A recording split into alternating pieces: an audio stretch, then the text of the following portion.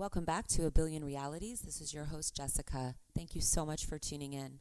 Today on the show, we have the ultra-talented writer, director, producer, cinematographer, editor, music video, and filmmaker, Gerald K. Barclay.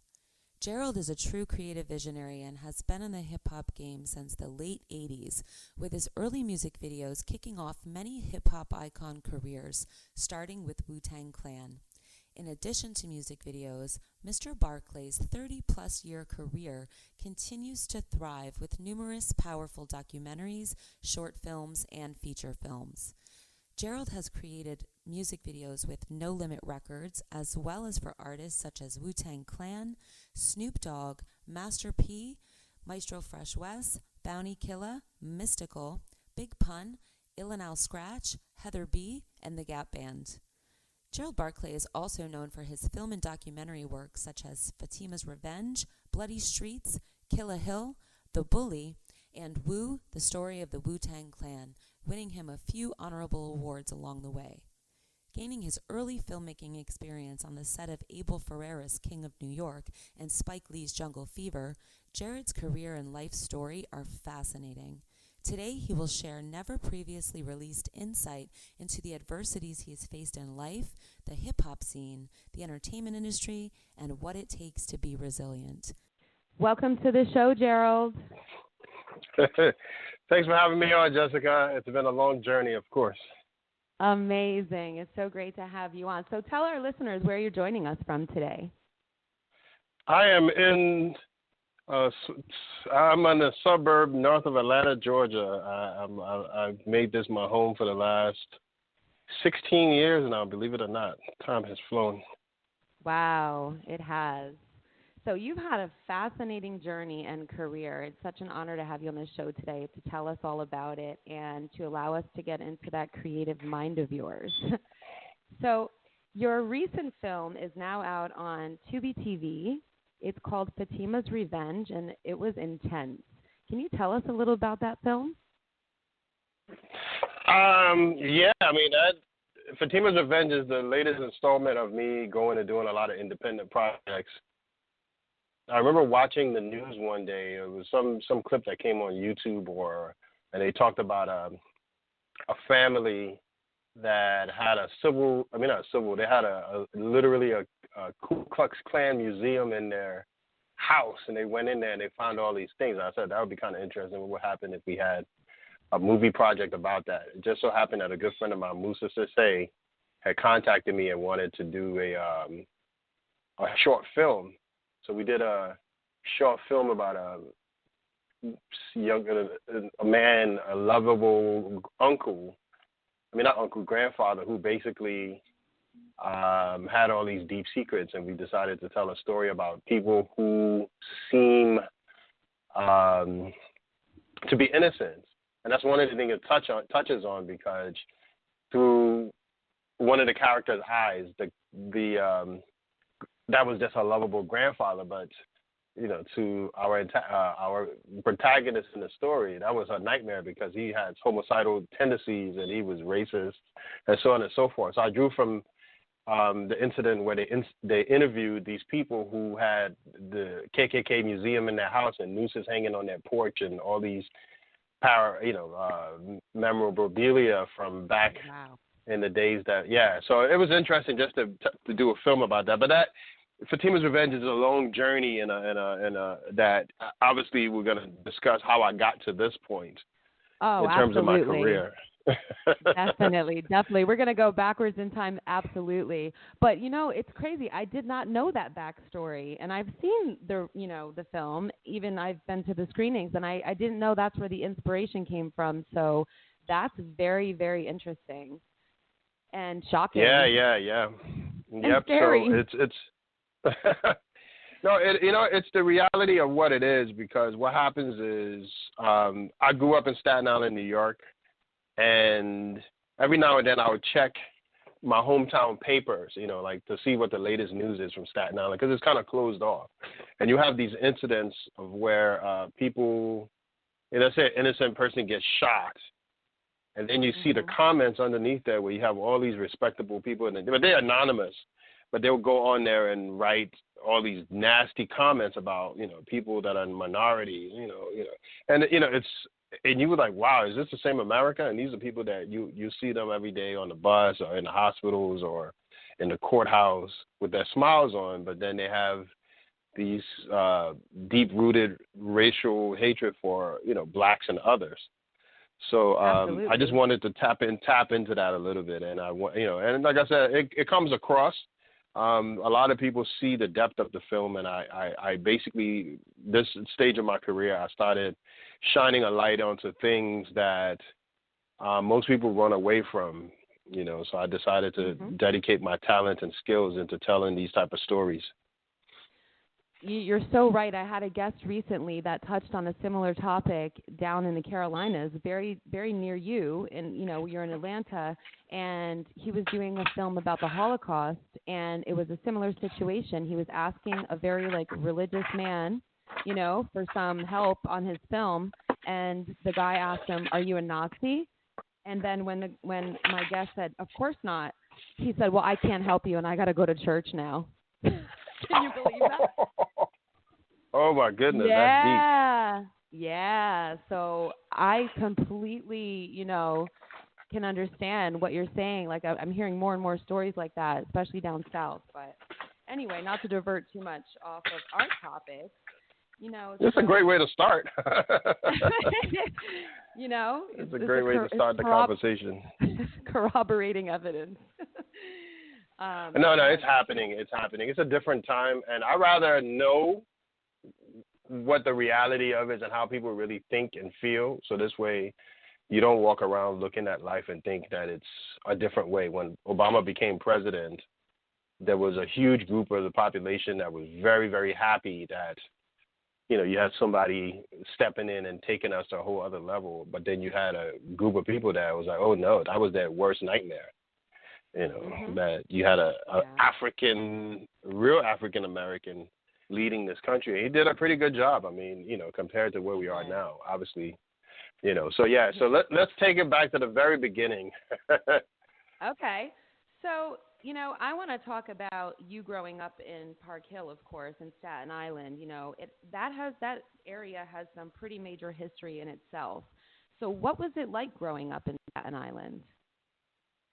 And in all fairness, when we were living back in the 80s, I moved there in 83, and I was, what would I have been? I think I was going on 15 at the time, 14 going on 15. And there were certain things, obviously New York is New York. It's always going to be a rough city, so we came prepared for that. But, and the first few years, I must admit, was very, very nice because we had a small African community that was there.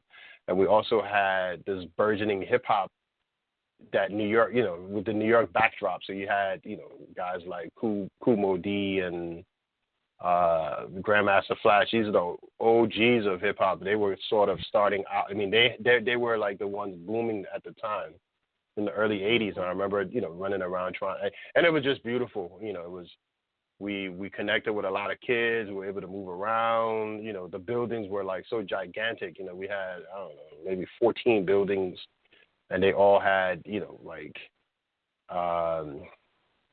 6 floors on each. You can go to the roof, you can go to the back. You could do all these different things, and it was phenomenal. And connecting with the early stages of the Wu-Tang Clan members, it was funny because. The first job I had, I remember, Rizzo's older brother was my supervisor selling newspapers on the Verrazano Bridge, and that was such an interesting time because it was innocent, but then there were a lot of elements as you got older, you got a chance to understand it a lot better, which dealing with, being a teenager and cannot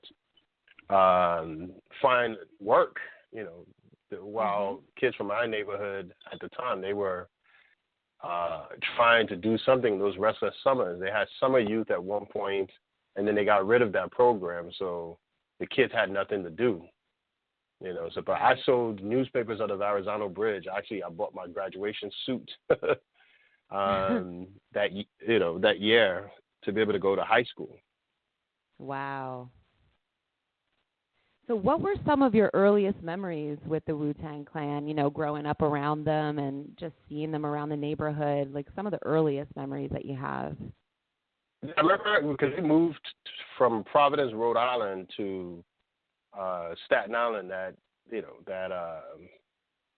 When I got into Staten Island, like '83, we got a chance to, I had a class. I was in the class with both Inspector Deck and Raekwon, who were from my neighborhood. So we all had classes together. That was my first early memories of them. Like I told you, King, which is RZA's older brother, was my supervisor. When I graduated with Power, You God, all of us graduated from IS 49 and went to high school. But when we got into high school, we split and went to different schools. Gano Grills, these are all guys that I came up with at the time. Mm-hmm. So we share that connection. That's amazing. So what were some of the later memories that you had interacting with those guys, and what were the neighborhoods like in the 80s in Park Hill? Like I said, there was an innocence that was there. We had a lot of block parties. We did a lot of stuff in the neighborhood, and sort of there was this innocence because when you're 13, 14, 15 years old, you're running around, you're playing sports, you're staying outside as much as you can because the apartments were bigger than the average New York apartment, but it's still an apartment. So who wants to be in a 1-bedroom or 2-bedroom apartment? So any chance you get to go outside, you go outside and play. And obviously you had some kids that were rough back then, and there were some other kids that basically were a little bit older, and they were involved in certain things. And basically what happened is those were like the last couple of innocent summers. I remember having a fight, tied us all together later on. I remember, the African kids in that neighborhood, we used to all, walk to the, soccer field together to the playground, and we'd all be in a group. And I remember some guys saying, "Hey, you, the African posse." I'm like, okay. So we all stopped. And, so they challenged us to a fight. They thought we were a gang because we were, walking together. I think it was like 5 of us. And they were walking also. So they, and that's the gang culture in the early 80s. The gang culture was kind of fading out, and there were graffiti everywhere. Everybody had like a hip hop name and, graffiti name or whatever. Anyways, people were break dancing all around the area. So I remember this group of guys walked up to us and, challenged us to a fight. Since I was the oldest out of my group, I got designated to be the one to lead the fight. So, we started fighting. I jumped up and we started fighting, and basically this guy was much bigger than us, even though we were, all 14, 15 at the time. This guy was a lot bigger. And the irony is that guy in the middle of the fight, because I had just come from Africa, so I was used to kicking. And I remember, him pulling a switchblade out on me, and we all took off because we never expected him to pull out a weapon because he got frustrated that I was kicking him and not letting him get close to me. So the same guy's son ended up murdering DJ Megatron from BET some years back, and I'm actually including that story in my new documentary. Yeah, so it's very interesting. I remember that. So, I remember that. Yeah. So it's very interesting. So you're from Liberia, and now that you just mentioned it, I think that's an interesting story as well. So what made your family make the transition from Liberia to the U.S.? Well, the interesting thing is there was a coup that happened. I remember, my last name is Barclay, and the Barclay is a prominent family because 2 of them were presidents of Liberia. For those that do not know, Liberia represented a free nation for blacks all over the world who didn't want to be enslaved to go there, and they formed this nation in 1822. This is pre-Civil War, and they led the country. My family, the Barclays, immigrated to Liberia in the late 1890s from Barbados. and within 20 years they had served as presidents and top positions in the country. So the name is very prominent in Liberia. And in 1980 there was a coup, and the coup kind of was spearheaded against all those people who wanted to take the country to a next level. So ended up eventually leading to a civil war that clashed between the American Liberians, or those that came there, and the indigenous. Or so I thought. And some years later, I found out it was a lot deeper than that, where the actual cause of the conflict in Liberia was because the president wanted to use his own currency and do business with other people, and the American government and the CIA had him assassinated and spun it into, it's deep. Like I said, as I got older, there are a lot of things that I learned. That simple fact is, you don't want any competition, so you kill off anybody who wants to stray off. It's like a jealous boyfriend who, because the girl wants to break up with him because he's a cheater and he's, secretly a killer, all of a sudden he goes and tries to kill her because she doesn't want to be his. Yeah, I mean, you can just make it as simple as that. Mm-hmm. So it's pretty interesting that you came from Liberia. You were still pretty little. You were what, 10 or so when you came over? No, when I got here, I was 12. Yeah, when I got here at 12, at age 12. Yeah. And so I know you moved around a bit. I think it was Texas, then Rhode Island, and then you ended up an island. Around 14. What was your first initial, love of hip hop? When do you remember hearing it and being like, wow, like super connected to it? It's funny. When I first heard a hip hop record, I used to live in Houston, and I had a cousin that came to visit, and he basically, back then it was a lot of funk music, and you had, everything from Brick House, Diana Ross, or Michael Jackson, some, authentic Michael Jackson being played on the radio. But a lot of the music that young kids listened to was everything from Ring My Bell to Brick House, and those type of records were playing on the radio. And my cousin came in and he sang, or he rapped the whole lyrics from Rapper's Delight, and he rapped it like he was the actual rapper. I'd never seen any or heard anybody do anything like that, and I was blown away. And he actually, he was the one that first introduced me to hip hop, and I was fascinated by it. And some years later, I found out. Obviously, when I heard it again, I'm like, oh my goodness, I thought he did it. Hearing the lyrics again. But so when we moved to New York back then, like I said, it was fascinating because you might hear one hip hop record, maybe once or twice a day on the radio. So we had our tapes ready, ready to tape it the minute it came on, so you can, play it back later on. Everything from White Lines to Jam on It. All those records were big back in the early 80s. And then you had movies like Breakin', and then Crush Groove that came and really just set everything off. And I think this is all mid 80s, and then the hip hop culture just never looked back. It just became the force of the youth, for the last 40-something years. Yeah. Yeah, it definitely just continued to evolve from there. So I know Park Hill was a pretty rough neighborhood. I mean, I know you had a nice childhood and there were a lot of good things about it, but I know that you went a lot of drug dealing, violence, there was a lot of crime there, murders. So that said, after high school, what made you want to go to college, even though you did all of that? Well, let's talk a little bit about what happened. Obviously, when, you're talking about the mid-'80s and, 86, 87, crack was introduced, and it just changed the whole dynamics of everything. And, people that were innocent in the neighborhood, just getting by, now had hundreds of thousands of dollars available to them like that, and they did some of the most unspeakable things.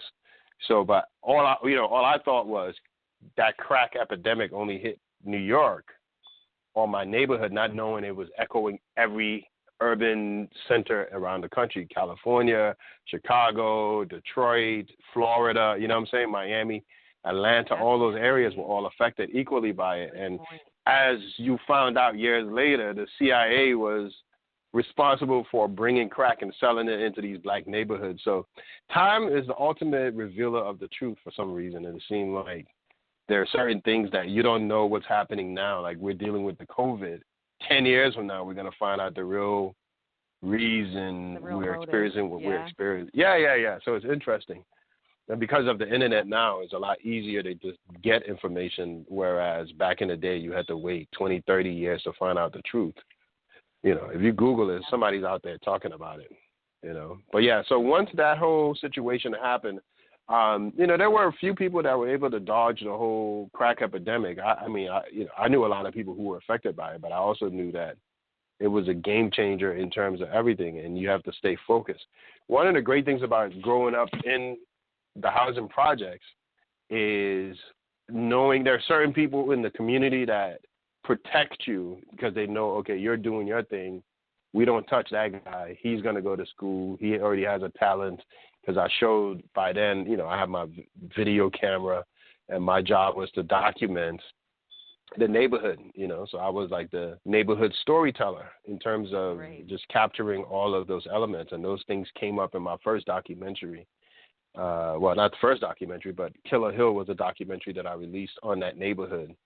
And it kind of chronicled what happened. And it's probably one of the best telling of the history of a neighborhood, to show how it went from this innocent sort of community of people with low income, and then which spiraled all the way up into the crack epidemic, and then the rise of Wu-Tang, and eventually, you know, settling to what it is now, which it's a, you know, African community. Is one of the largest community in the United States that are inhabited by Liberians. Mm-hmm. So I'm glad you touched on that topic, because it shows, you know, how it started out when you were a kid. You had a pretty, you know, fun and healthy childhood. You played with your friends. You were outside all the time. And then, you know, this crack epidemic hits, and, you know, obviously it turns lives upside down. So it's just amazing to me that you were able to avoid that. And what about being a director called your name? Well, let's talk a little bit about the journey to becoming a director. I remember I really wanted to go to NYU, but it was such an expensive school at the time. And then I got word that there was another school that had a program in there, and you had access to all these high-end equipment. Those things are obsolete now, but at the time, I mean, those were, you know, just having access to 3/4 machines and editing and all of that stuff. So I decided to go to school for communications. One day while I was at school, there were some people casting for a movie called King of New York. They needed some background extras for some club scenes and so on and so forth. I was like, I want to work in the movie. I want to work, you know, in terms of behind the scenes. So they gave me a number. It's like, call this woman and you can get on. I called her. I went and I worked. I started doing my internship on a movie called King of New York. And for the hip hop heads, Frank White was a character that Biggie Small used, and it ended up being like a hip hop classic. Not as much as Scarface, but it's one of those gangster movies where you had Wesley Snipes, Larry Fishburne, and a whole bunch of people in that movie. Christopher Walken, and so on and so forth. So my first experience on a movie set was being around people like that, and just, you know, doing runs from the office, going on the set maybe once a day, seeing these scenes being shot, and so on and so forth. It was fascinating. And while on that movie, a guy named Giancarlo Esposito, actor who would then go on to play in Breaking Bad as Gus, he gave me a number. Gus gave me a number and said, "Hey, G, you should call this guy. You know, Spike Lee does a program every summer where he takes students. You should go ahead and check him out." So I called, and they said, "Come on down." I went down there. There's a guy named Monty Ross who was one of Spike's producers. And they had like an internship program where basically we came and we worked. So I took the summer off. I took a semester off of school to work on Spike Lee's Jungle Fever. So, my first couple of years, I jumped in majorly because I got a chance to really meet a lot of people. I got a better perspective of the film industry and, realized that I was going to school for communications and there was a whole other world out there. I got a chance to meet all these big name people. I met a guy named Russell Williams who had just won an Academy Award for doing sound on Dances with Wolves. And, you had Ernest Dickerson, who's like a renowned cinematographer and director. He went on to do a lot of Walking Dead stuff. He also directed Juice. And like I said, it was fascinating because all these people, and Ruthie Carter, who won an Oscar recently for doing the costumes on Black Panther, these are all people that I was around, and being able to see how small the black film community was, because those people who went and worked on all these different movies, they had just come from working on Mo Better Blues, and I think right before that they did New Jack City. So it was a small film community, but I was like, okay, well, I need to go back and finish up my schooling and start doing my own movement, because basically what I realized, all of the people that were around Spike were people that he got out of school with. They all going to NYU and all these different schools together. So he put together a nice little team. And that summer, right before I worked on King of New York, two of my friends got murdered, and that was a reality check for me. To like, damn, you know what? It's time to get serious, because you're not going to live forever. So I, kind of dedicated my production, the GB Productions, to them, and decided I'm going to do them as much as I could. So I started my production company, and I started doing these little music videos and doing a lot of videography work at the time, and just to kind of get my feet wet. And I, because what was fascinating was the fact that I met all these filmmakers that came from Howard University. There's a guy that came from South Africa to work on the movie, so we got a chance to really get connected with people. So, but at the same time, I knew Spike and I were not going to be buddies, because it's just of the hierarchy. Yeah, so I decided, well, I'm gonna be my own Spike Lee. You know what I'm saying? That's amazing. That's so I ended up going back. Yeah. So I formed a team. There were some young guys that were in school with me. We were going out and doing work. Because I had purchased my own camera, I was able to do filming outside of school, because in the school you have to go in and reserve equipment, and you can do it a week and a half. It was just too much. I was like, well, there's too much going on for me to predict what's going to happen, so I need my own camera. And the footage that I used for that camera eventually became my Wu-Tang documentary, because by the time the Wu-Tang were ready to go and they were in the studio, I was there with my camera capturing some of those moments with them. Right. Okay. So let's just back up for 1 sec, because I'm so curious. So you're on the set of all, of these major films with Spike Lee, with Abel Ferrara. What was the word on the street back home? Because that's pretty huge. You were really young. Yeah. This is it's funny. I remember that summer, and a friend of mine told me the crazy story where I had this car, and right before I went to work for Spike Lee, my alternator went, but I knew the opportunity was too great for me not to go, so I literally would have to drive to work every day. I owned like a Toyota Corolla. It was a 5-speed. So I was like, you know what, I can go work, but then I'll miss out on this opportunity. And Spike was really cheap back then, so he wouldn't pay the interns. So I was like, you know what, hell with it. It's worth it. So I did on the film, but I would drive my car to work every day, and I had to park on a hill or on some sort of an incline. And the crew knew when we wrapped, it was time to go give G a push, because I could jumpstart the car to be able to go home. Yeah, so I had so it was a running joke.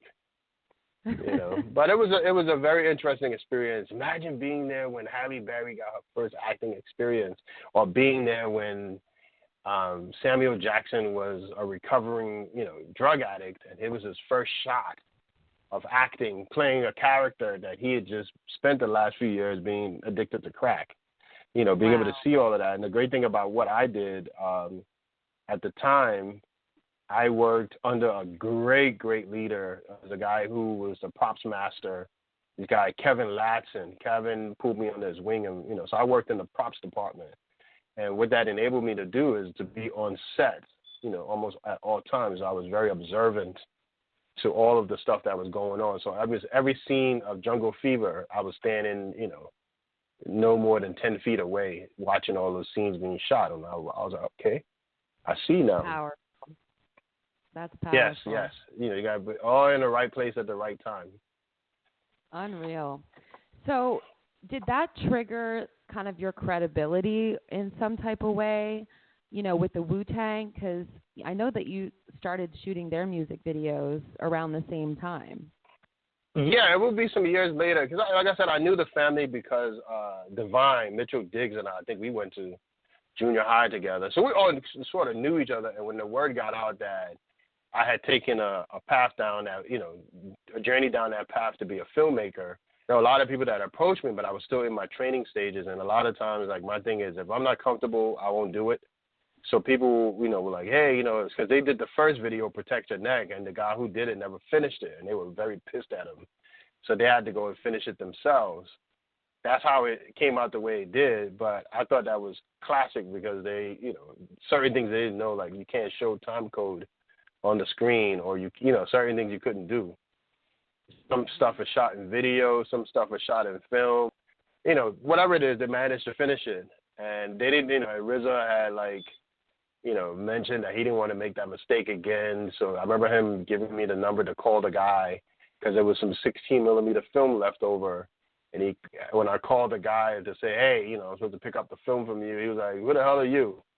I think RZA must have owed him some money. Whatever it was, like, he didn't even know his other video was completed without him or whatever it was. So I just remember the guy talking to me that day, and he seemed pretty shocked that we went on to do the next video without him, which was kind of interesting. I wish I could remember his name, but he basically shot the video and didn't finish it. And they ended up finishing it up on their own. And then the next phase was, okay, well, let's give G a chance to knock it out. So the B side of Protect Your Neck was, making a lot of noise. And I remember Method Man and my brother worked at the Statue of Liberty, so I always ran into him in the neighborhood.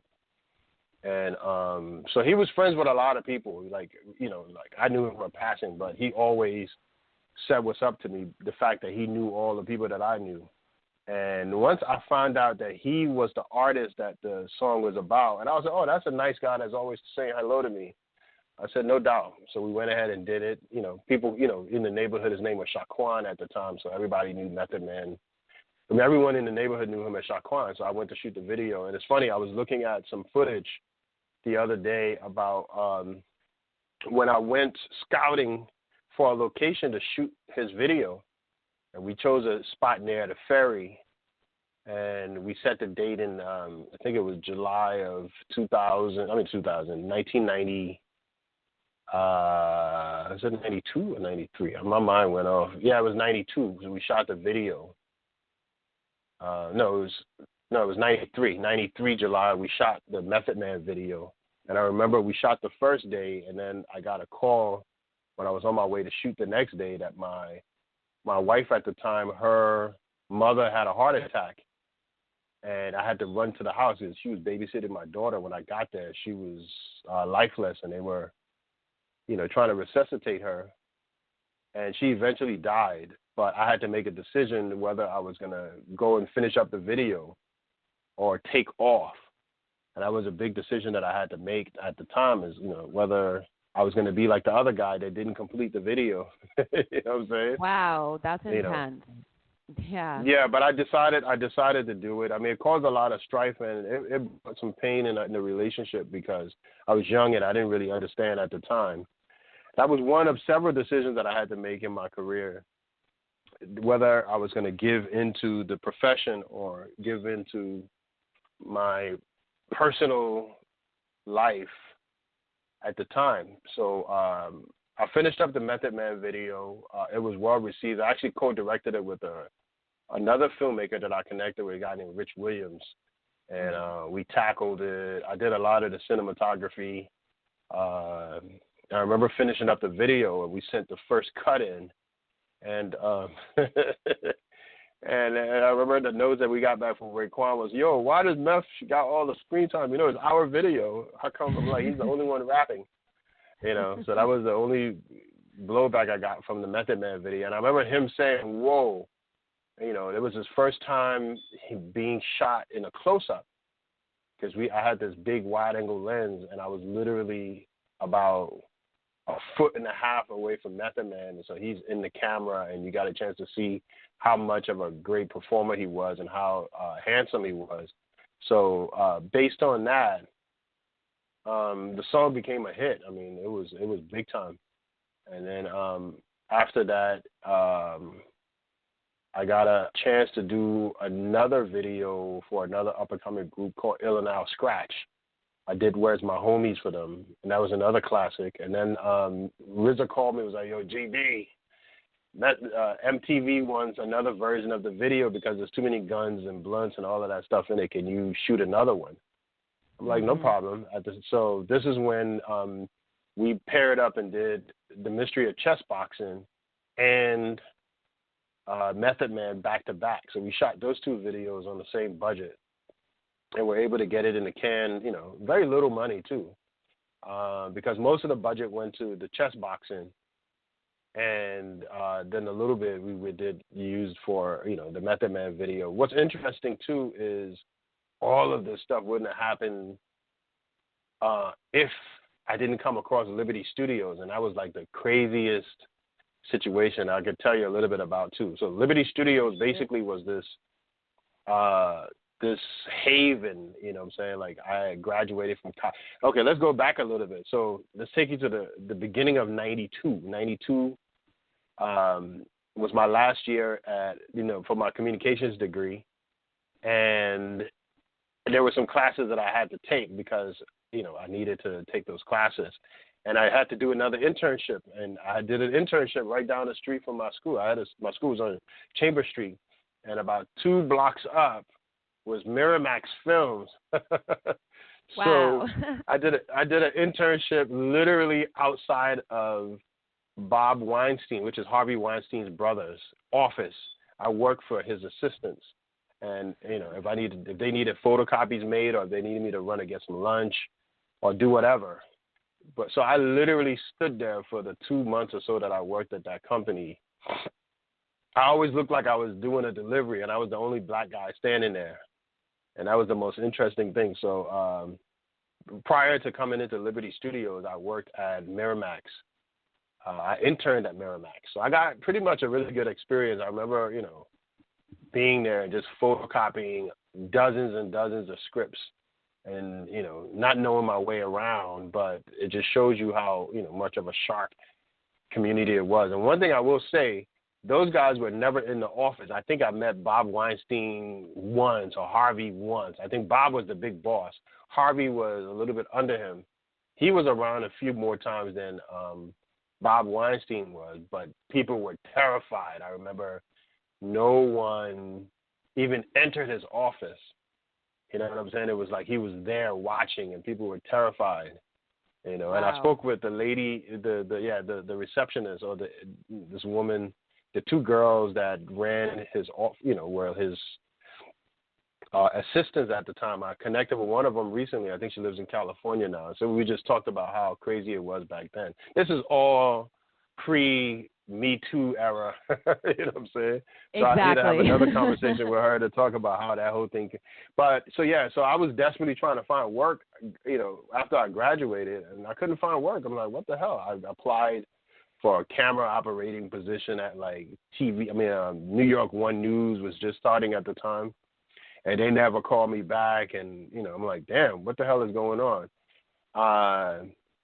Anyways, I decided we had a communications class in school, and there was a woman in there who basically, I had to drop a tape off to her, a VHS tape. He said, "I want you to bring about my job," and I went to Liberty Studios. I walked in there, and let's say May, June of 1992, And the backstory was I had a kid on the way, so the pressure was on even more because I wasn't working.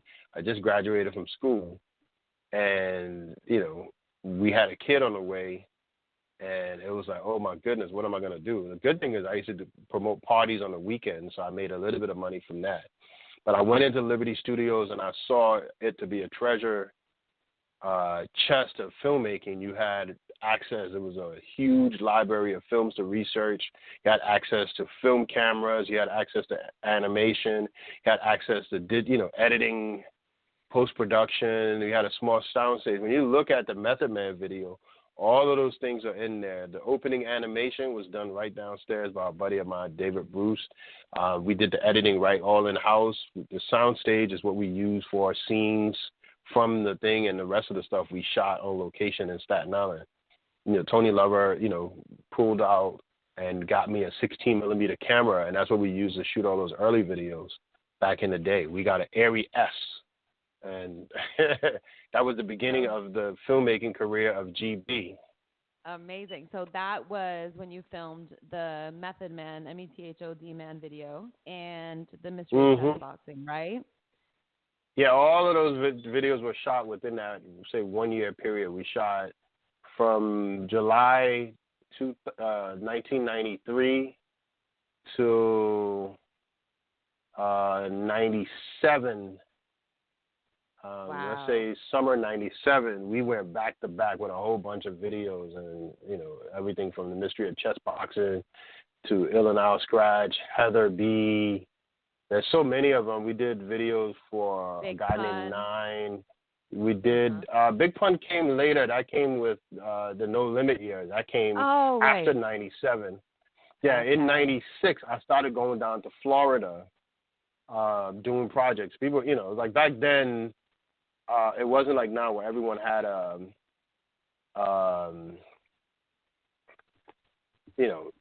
basically, if you had you had a film camera back then, you were king because those cameras are so expensive. It's not like now where you can go to Best Buy and get yourself you go spend $500, $700 and buy yourself a DSLR and you're good. This day is much, much hard. It's easier to get gear. But back then, only a few people had access to the type of equipment that we had. So it was very interesting. I'm so curious. So, you're filming all these videos with WuTang, and you're getting a lot of behind-the-scenes footage as well. What gave you the foresight, to capture all of that? Did you get a lot I'm of going to say this. One of the interesting things is the fact that I'm able to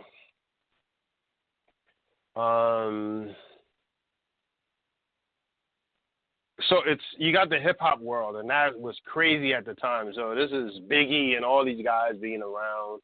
So because I had a camera, and I used my tax money from 1989 to buy my own video camera, and for my community and be able to get practice, I used my video camera for it. So when I wasn't, so there were certain things I would learn in the videography world that I applied to my regular cinematography world, or just being a video director, and vice versa. So some really interesting things that I learned shooting film and so on and so forth, I'll bring it over to my regular video world, because I still have people hiring me to do birthday parties and weddings and those things. And they both helped each other because the madness of being in the hip hop world at the time, I was able to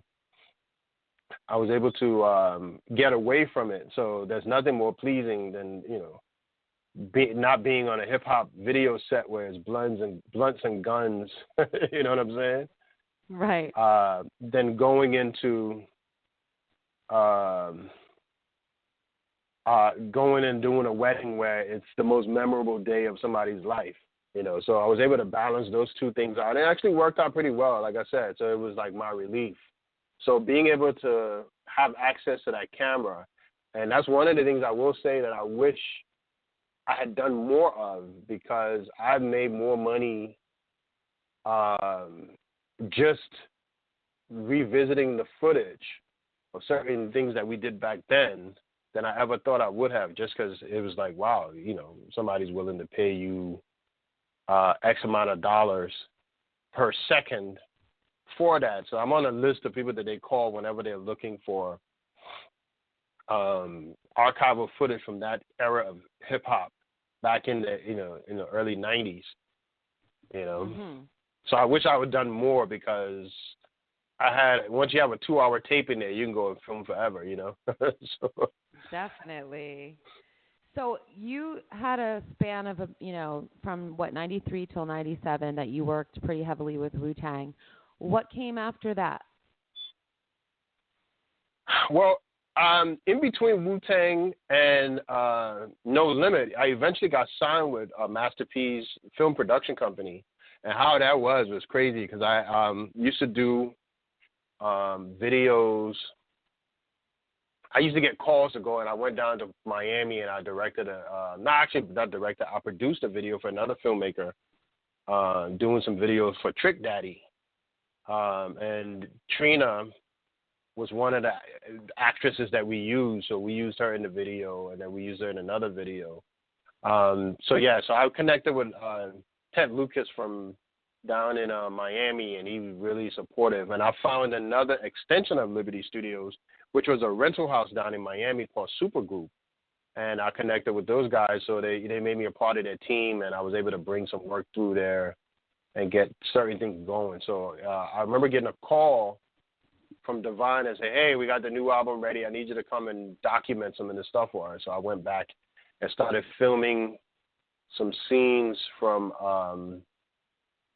you know, just some recording sessions and interviews and so on and so forth. So we ended up going and doing they took me on the road with them to Hawaii. That's how I ended up getting all of that footage. You know, flew out to Hawaii. They asked me to produce the It's Yours video, but they wanted me to grab footage while they were on the road. So I got a small camera crew, and we hit the road and went out.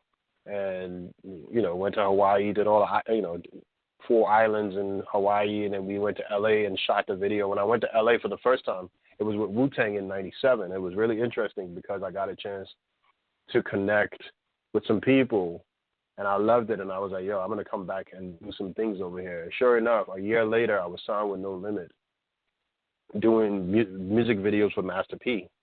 I ended up doing a total of about 20 videos within a 1.5-year period. And that was like what really tested my skills, to see that I was able to do that. And what brought me to No Limit, believe it or not, I had written, I did a Killa Army video, which someone at Universal liked, and they asked me to come and write a treatment for a new group that was coming out with Juvenile, which ended up being Cash Money Click. But I ended up writing the concept. I didn't get the video, but the video commissioner at the time liked what I did. She liked the work.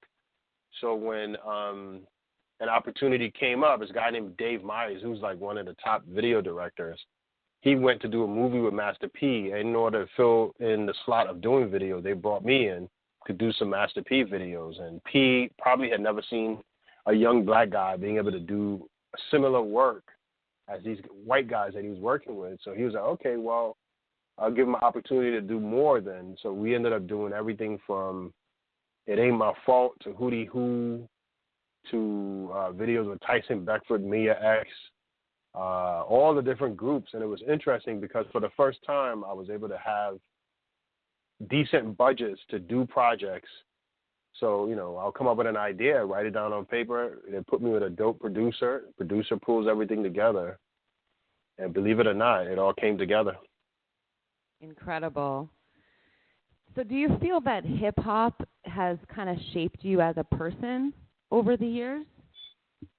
Oh, no doubt, no doubt. And I'll say this because I remember coming back, right? We were doing like these big budget videos. Back then, that was like, you know, nothing was under 125,000, you know what I'm saying? You got these big, big videos, you know, what people use to shoot movies now, you know. You know, and I remember a guy saying to me, I remember a guy saying to me that, wow, G, you know, you're so powerful. You can put something in a video and influence the country. And I was like, what the hell are you talking about? He said, yeah, you can start trends and you can do whatever just by putting it in your videos. I never really saw it that way. I was like, you know what? You know, and it's very, very interesting. And basically, that's when I realized the power of the medium that I had. I remember how a teacher told me that I had a mass media class while I was in college, and he explained it, but I didn't really understand what he meant at the time. He said the same thing too, you know, mass media, it's a very powerful tool. And I didn't understand. At the time, I'm trying to figure out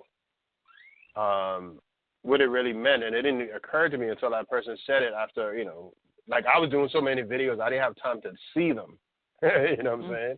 Wow. Because we were going back to back. Yeah, for that 1.5 year stretch that I was signed with No Limit, I went ham, and I basically, you know, just kept it going.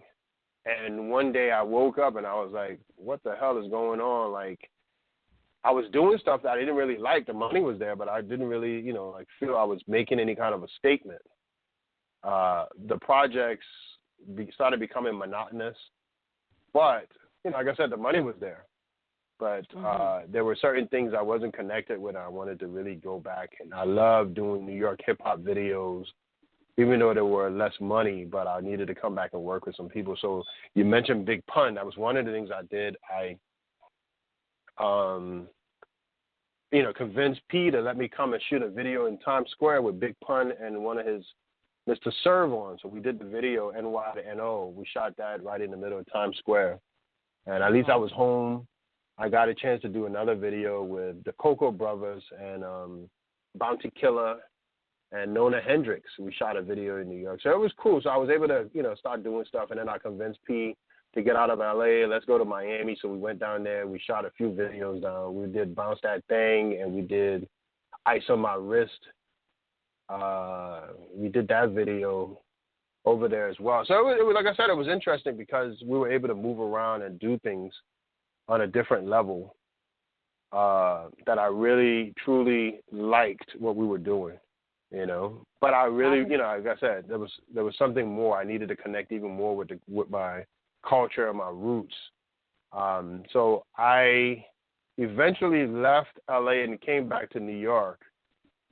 I didn't finish up my whole year and a half. I came back to New York and I started working at a .com. It's a company called Heavy.com, which fascinated me because it was a whole different world. You had these young kids running around with these mini DV cameras, but they were able to get some fascinating footage, and I loved it. You know, so they were paying me decent money to basically teach, just supervise and oversee some guys using, you know, the cameras and stuff. And I inspired them to keep doing their thing. And eventually that led me to an opportunity to go to Africa. Now, I hadn't been to Africa since the coup happened 20 years earlier, you know, 1980. And here it was 2000. A production company, a music studio in Africa invited me to come down and take a look at the hip-hop scene in Africa. I was like, why not? And I brought a guy. I just wanted to ask this. So at what point did you get the itch to go there, or was it presented to you and then you thought it was a good idea, or had it been on your mind already? Not really. That's what I'm saying. These guys called me and was like, hey, why don't you come? Because I used to produce hip-hop content for Heavy.com. So I thought it would be interesting to add an African twist to it. Here these guys in Africa, and I wanted to kind of tap into the roots of hip-hop, which is the beat. So I decided, let me go down there and see what they're doing. These guys are rapping in a foreign language. You know, I didn't know what the hell they were saying, but it was fascinating to me. So when I went down there, I just reconnected with the culture. So even though I didn't make it to Liberia because the war was still going on, it just fascinated me because it brought everything back into perspective. So I adopted the phrase or the quote, depart not from the path which fate has you assigned. Incredible. You understand? So, so you're going down this path and you get sidetracked and you're like, okay, I got to get back home. When I got there, I realized what the purpose was. So what I did was I ended up extending my trip. So, you know, I didn't come back right away. I ended up staying there a little longer and started teaching these filmmakers. These guys didn't know the technology that I just discovered, which was a MacBook Pro and a digital camera, you know, automatically put you into the driver's seat to be a filmmaker. And you didn't need a big camera. These cameras work very well in low light. So I was fascinated. So I showed them what they could do. I gave them all the programs that they needed. And these guys ended up becoming like some of the top filmmakers in the country because they had the necessary tools, you know. And basically, yeah, after going back, you know, several times, they were on their own. And obviously, I never went back.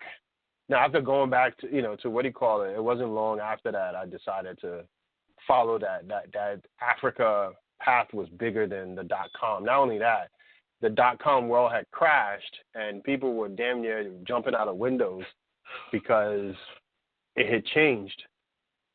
And I just didn't feel that climate anymore. So I decided, let me just continue down this other path, which was my connection to Liberia. So I started archiving the early footage, which would become The Love of Liberty, which was a documentary focusing on me traveling back to Liberia.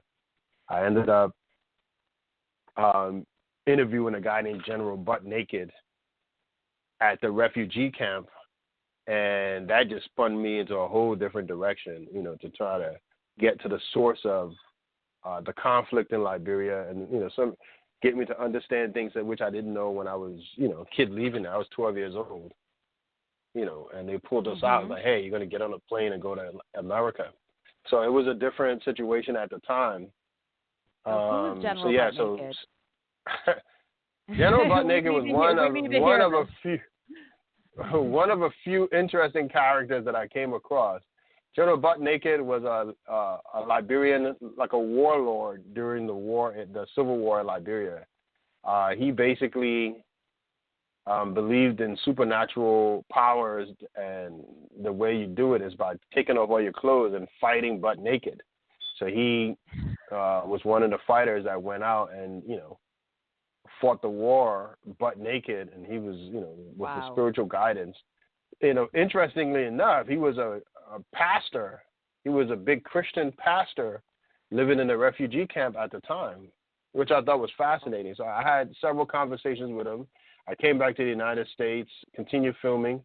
I eventually went back to Liberia to complete the documentary, and I ran into him there again. And we ended up, you know, he brought a really interesting perspective in telling the Liberian Civil War story about conflict and what led, you know, these people to take up arms to fight.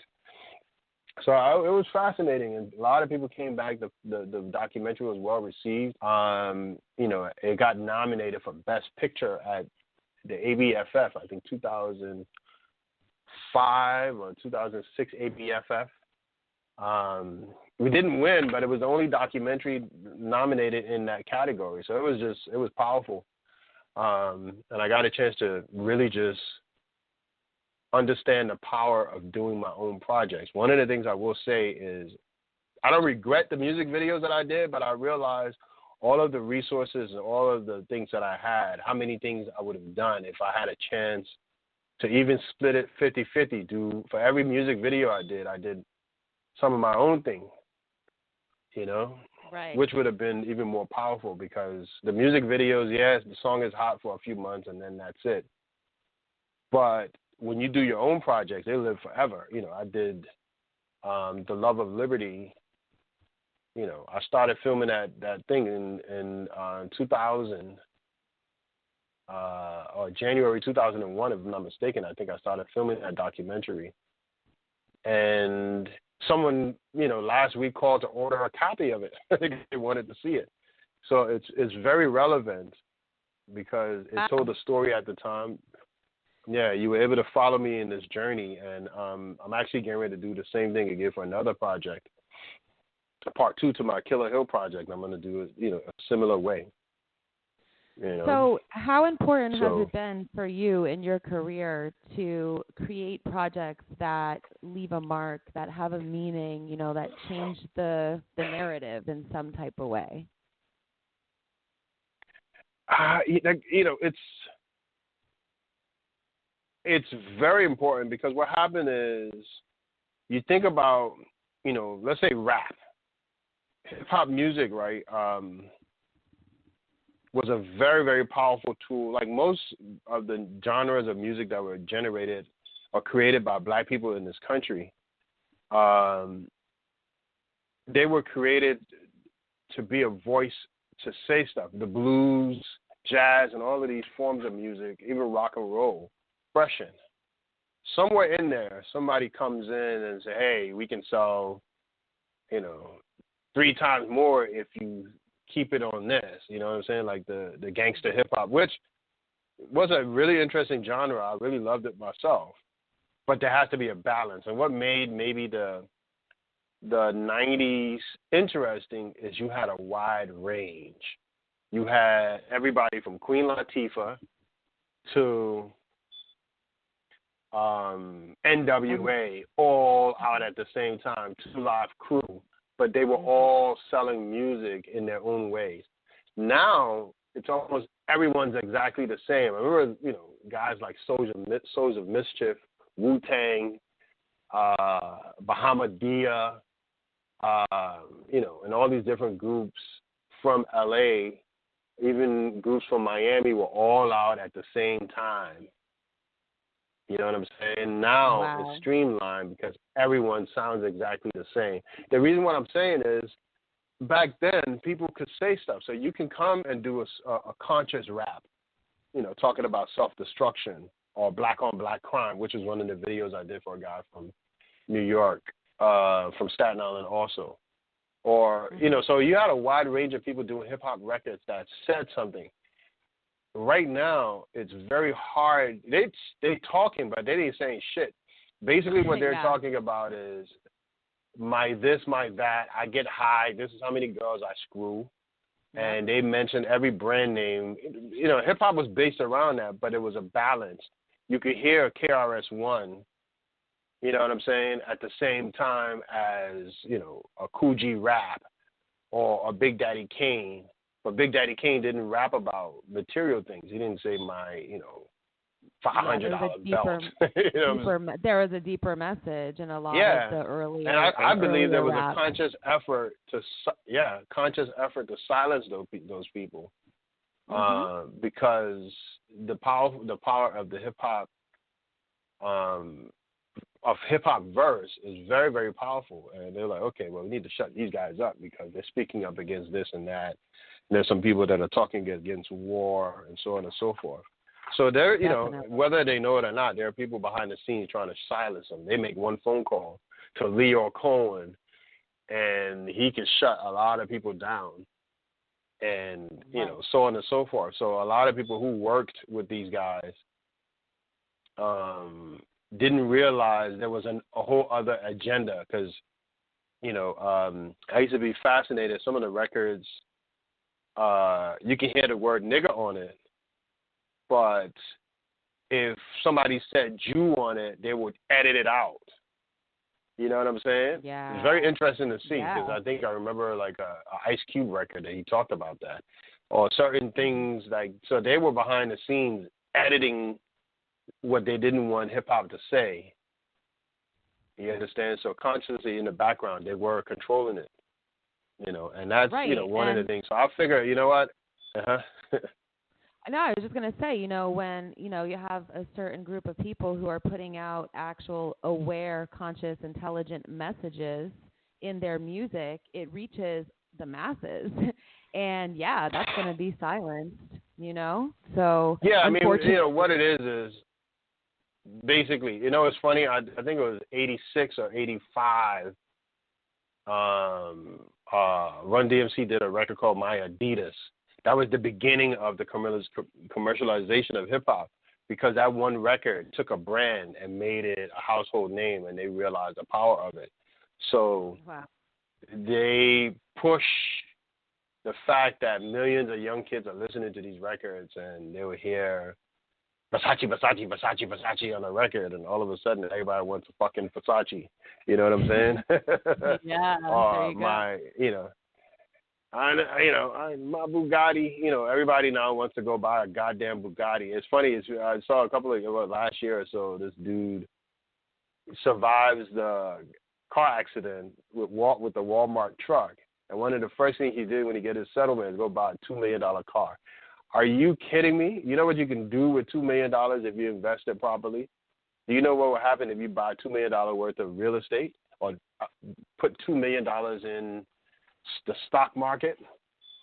So anyway, it baffles my mind that it's right in front of them, but a lot of them are not even understanding how they can take advantage of the platform that they have. The power of the medium. Yeah. You can stop things automatically. You know how Martin Luther King didn't have the platforms as they have now. Imagine what he would have done if that platform was available to him. He probably wouldn't have died because he could just get on YouTube and deliver his messages. He didn't have to get on a bus and risk his life to go to all these different places. So these guys have the power. Cardi B might get on. There'll be 20,000 people, 100,000 people listening to her, talk about her vagina, Yeah. It baffles my mind. It's the truth. That's what I'm trying to tell you. It's the truth because I feel agree. that, no one sat these people down to explain to them the power of the medium and what they do can shut certain things down or be able to propel it into a whole different level. But the ones who are being allowed to speak are the ones that are standing and talking the most crap. I remember, like Two Live Crew, they were like the bastardized group because the stuff they were talking about, was strip clubs and, I did this to this woman and, you know what I'm saying? Right. But now that form of hip hop has become the norm. It's like, like guys make songs specifically for the strip clubs now. You understand? So it's interesting to see how it's traveled from me hearing that first lyric from my cousin, Robert's Delight, to now where you can barely even understand what these guys are. And some of the stuff is fascinating, though. The music is great. One of the things that's dope about it is these producers are producing pure hip hop beats where there's no samples. So no other group is coming and taking money from them. They can sit and produce a simple beat on their computer. Similar thing that happened in the film and video production where these guys are walking into Best Buy coming out with a $900 camera or a $700 camera and a MacBook Pro, and they have the ability to create. But 99% of these people are filming stuff that makes no sense that can even be used for anything. Like I used the medium that I had to tell stories and be able to inform people, whereas, they're, using their cell phones to film fights. You know what I'm saying? Put that on. Yeah. Oh, my goodness. That's what I was just going to say. There's different types of artists, right? There are those who will be a puppet because they want the fame and the money, and then there are artists who are creative and they want to spread a message. And that's a big difference between like old school hip hop and, what's become popular now is the industry has puppetized them, and a lot of them go along with it. They're okay with it because of that, unfortunately, But I know what you mean though, because some of them, they don't have good messages, per se, positive messages, but they have great beats. It's like an uplifting sound, or you know what I mean. So it flies, but the lyrics, like you said, it's mass programming, kinda, But yeah, and it's craziness, and then the effort to silence other people. You understand? So they go out of their way to shut other people down, and there's algorithms that they use to not let other people be heard. I mean, they got filters on YouTube. I have videos that I did, and I may post a video on my channel, 1,000 views. I wonder how that is. exposure is not there, it definitely isn't there. So it's just interesting to see how, even back behind the scenes, there's still a certain level of control. Definitely. It's a shame that it's like that, but, it has become, with internet and just, like you said, the algorithms, there's a lot of control going on, unfortunately. What is the biggest challenge? The good thing is technology is going very fast, so hopefully we'll be able to beat them at it, because if someone gets shot, you can take that footage and within seconds it could be seen, or within minutes it could be seen all over the world, and we'll have time to they won't have time to really go and censor it in any sort of way. You understand? So, if you see a cop shooting, if someone films a cop shooting it, and I'm sure it's been done many, many years, or if somebody who showed up at a police station here, there's a videotape that shows a cop, or a surveillance camera shows a cop shooting somebody and then sticking a gun, that never made it out before. Whereas, now you can film it on your cell phone, bam, it's on the world. You can broadcast it live while it's happening. So that's what's fascinating about it. So they just need to know about the power of that medium and how they can take full advantage of it. Okay. And by doing so. Yeah.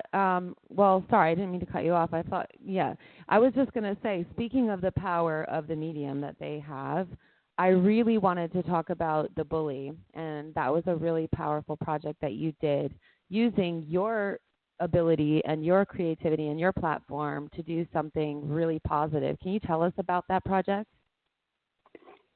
Yeah, The Bully was one of the passion projects, because when I look back at it, not only did I not make any money, I ended up losing money working on that. So I connected with some people that wanted to shoot a music video.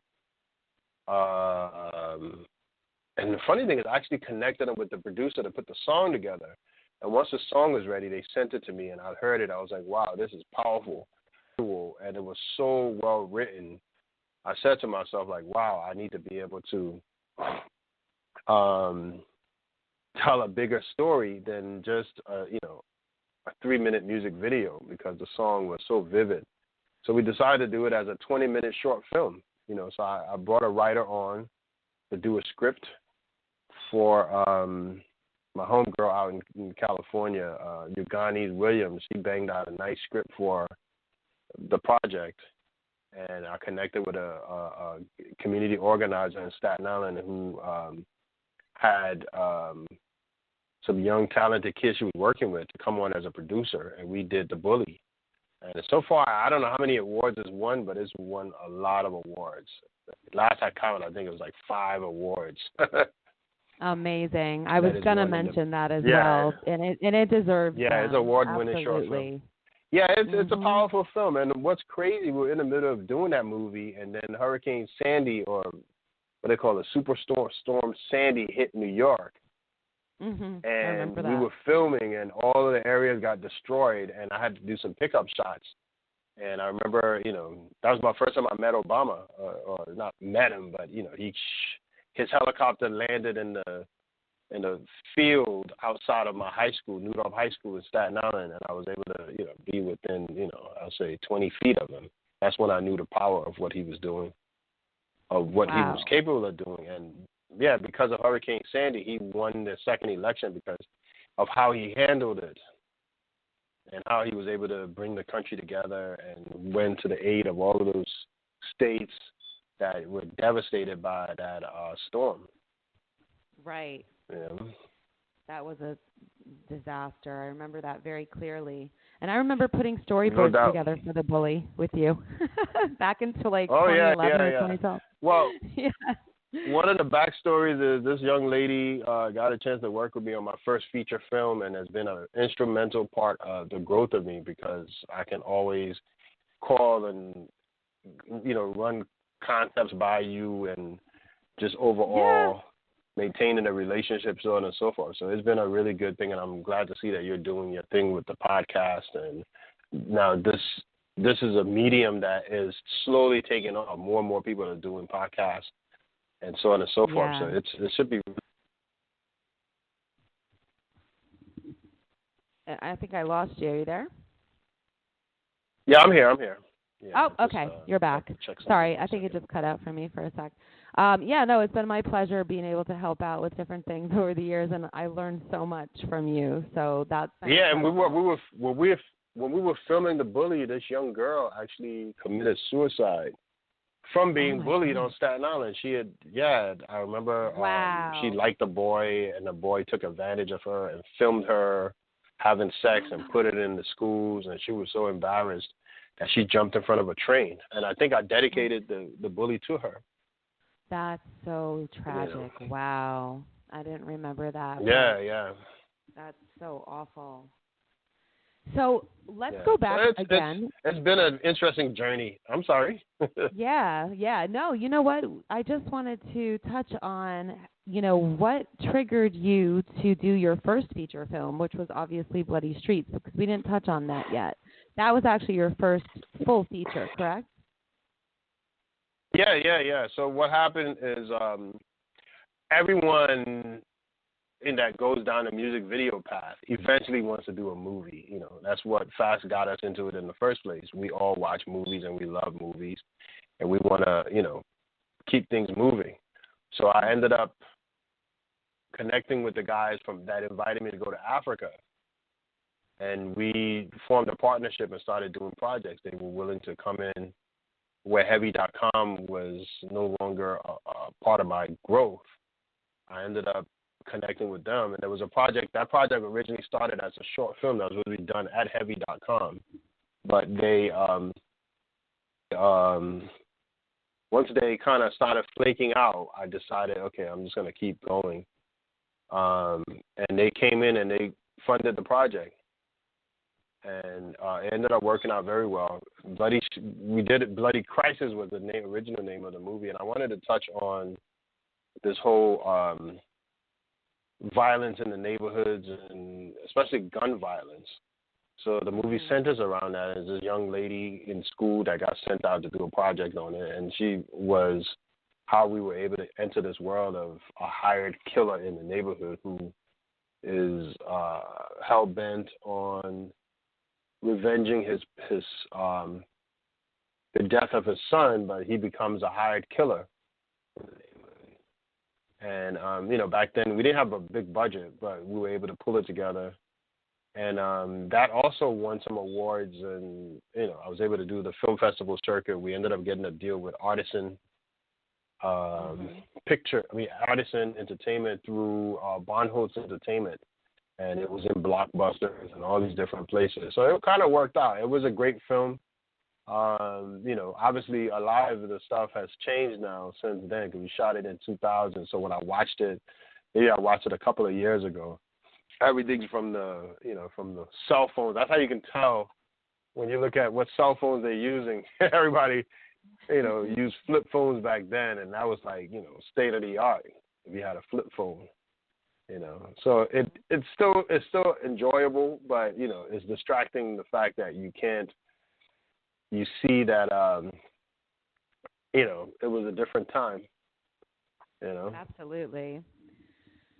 So looking back on your career, you were literally in the midst of a lot of the artists in the hip hop community on the rise. Did you know it at the time? Oh yeah. Did you feel it? You felt it, right? No, you can definitely feel it. Yeah, you can feel it, because, like I said, from the first time I heard Rapper's Delight, there was something about it. It was rebellious. It was like raw. It was also just fascinating in the sense that you were able to, be a part of this movement, and just to look back and say, wow, you know what? Hey, I did my part. And when people find out that I did some of those videos that I did, or just the fact that I did a very solid documentary on the Wu-Tang with very little money, I was able to make my mark. And some people were like, how is this guy able to do a feature film back then, or even be able to do ones such as Fatimas Revenge now? Mm-hmm. It's fascinating, but it's all part of that hip hop experience where you make something out of nothing. These guys didn't have anything, and they made something out of it. Absolutely. Just up in the studio, you be able to tell your story, and that's how it happened. Because most of those guys now don't even do music; they're in the visual medium. They do movies and television. Look at 50 Cent; he's all about being a television producer right now. Right. Times have changed, but people reinvent And that's one of the themselves. things. I'll be honest with you. Mm-hmm. Yeah, but not only that, the how can I best describe it? If you look at how can I say it? If you're a musician, it's almost like you're being pimped. The way, and I learned this history back in the day. This is the origin of. Back in the day, Thomas Edison invented the phonograph. He was, his company. Like, if anybody needed to be recorded, they had to come to his studio to record, so you can hear him on the gramophone, whatever they had, the wind-up one. So he had this opera singer come in. That was like the most popular opera singer. He tried to get this guy to come in and record his record, but he wanted to sign him to a record deal, and the guy said no. So Thomas Edison blackballed him from ever being recorded. They were able to record him so they can play it back on the gramophone. So he was the first Suge Knight of his day, where he strong-armed people into signing a record deal with him. And the way the industry is set up, most of the artists get screwed. How can an artist like a Michael Jackson, who sold hundreds of millions of records, owe Sony, you know what I'm saying, or a Prince? Mm-hmm. So the way the industry is always set up that the artist is the one that gets screwed the most. These guys make money, or the way it's set up, it's the illusion of money. But then, when the dust settles, you no longer have a record deal, and you're done. But if you look at some people who have nothing, they'd rather do that than nothing at all. Mm-hmm. So that's the risk that they take. But now that guys are shifting into being television producers and movie producers, it's a whole different ball game. Everything I've done, I own. You know what I'm saying? Right. Smart. And that's the great part about it is, you have to call me whether you want to use some of my archival footage, or you want to screen my movie, or you want to license my movie. You got to come to me to do that, and that's something that's very powerful. I may not have millions of dollars, but I own my own intellectual property. No one owns it. Right. That's smart. So if looking of back course. on your very lengthy career and amazing journey, if you could do anything differently, what would it be? I think I mentioned it earlier. I think, like I said, I would have thrown the balance off a little bit and done. Okay, I'll give you a perfect example. Like, say you're rapper XYZ. You come to me to do a record, to do a music video. I had access to equipment. I can do some dope visuals to your song. My cat took a dump on the ground, and I have a $75,000 car. My talent is limited to that. You understand? Yeah, definitely. But if I want to do a movie about racism in the United States, or deal with gun violence in the United States, I can tell a story from beginning to end and have total control of what's said. So my work, some of the videos and stuff that I've done, because I did some booty shaking videos and stuff, it may not have been indicative of who I was as an artist, but in order to, pay the rent or pay the mortgage, I was limited to that. So I would have spent a lot more time creating my own projects, so this way more of my voice could be heard, as opposed to just images to somebody else's voice. And half of the time, it definitely ain't what I'm trying to say. That's really great insight. I think it's great for our listeners to hear that, because I'm sure people are listening who are, looking to take inspiration away from the show, especially from somebody like you. So I think that's really great advice, in this industry. As artists, you got to be able to express yourselves. And no one should limit anyone from expressing their creativity. Now, there's some people who don't need to even be there because they don't have creativity. But for the people who are artists and are able to say something, I think they need to be given full reign. And there are people, in my career, I have people who try to stop me from doing certain things. And that's one of the issues that I talked about. I mean, we didn't talk about is being out in Hollywood and working with these people, and they try to pimp you. If you don't let them pimp you, they go out of their way to try to blackball you. And those things, it's like, who the hell are you to tell me that if I'm inspired to do something that I can't do it? You understand? Like a guy like Prince is limited from doing stuff. He has to change his name to a symbol because someone wants to stop him. And that's the thing that bothers me. It's like, who the hell are you? That's like the ultimate insult to anybody, is to tell them that they can't express themselves. You understand? And that's part of the problem that I think our industry goes through is there are people who stand and tell you, hey, you'll never work in this town again. Are you fucking kidding me? You know what I'm saying? Like, it's the truth. As long as I have a camera and have access to my thing, I'll do it. And that's what made this new wave of talent. I'll go and put my own stuff out. And these guys will do one funny dance in it, and they get 2 million views. And they're an instant celebrity, making millions of dollars, Right. I just think there needs to be a balance of that where, people are able to have more of a equal voice that's basically getting the point across. You understand? Right. To be able to present everything from, whether you want to talk about faith and Christianity, or if you want to talk about family life. I remember, I'm going to end this on this last one. I remember I did a script, and I brought it to this reputable company, and it was a story about a cop that rescues this woman, and he falls in love with her while he learns her story. And this well-known company told me, sorry, but people don't believe in black love. So they turned the movie down because of the fact that the two characters fall in love and they were black. What? As if black people never. I kid you not. I wish I could find. Those emails from back there don't exist. But yeah, that was the note that they gave. We don't believe the story about. But that's it. They want black people to be buffoons, and like they don't. It is in the music now where. Yeah. That's not their agenda. So that was the note that I got.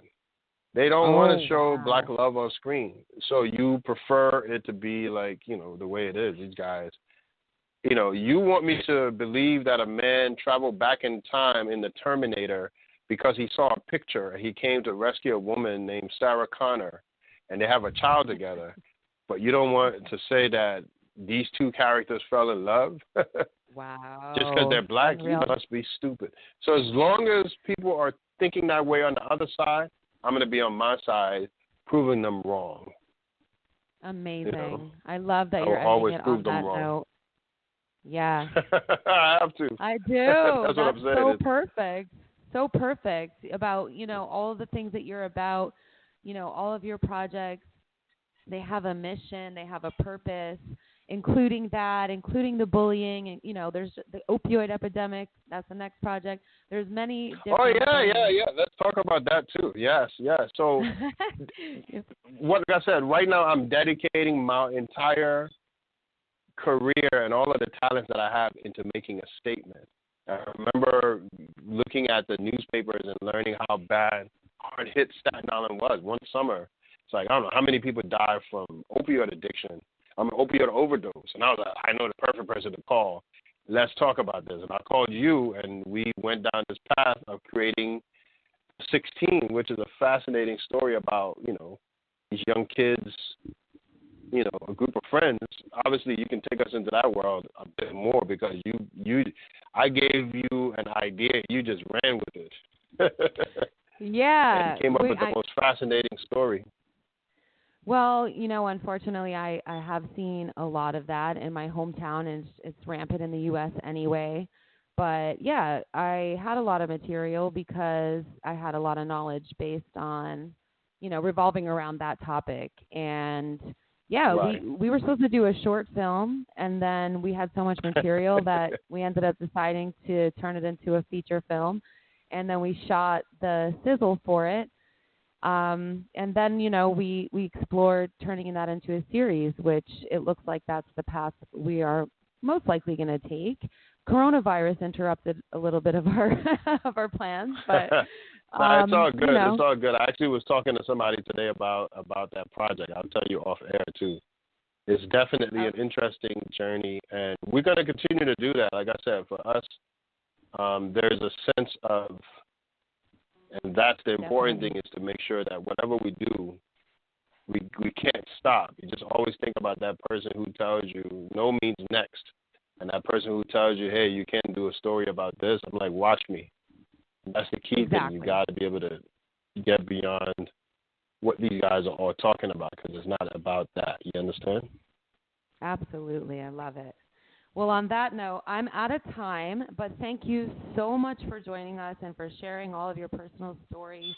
And I know that the audience is going to take a lot of insight away from what you had to say today. So thank you so much, Gerald.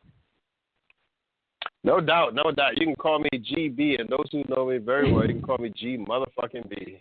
It's weird for me to call you Gerald, but for the sake of the interview, I figured I should.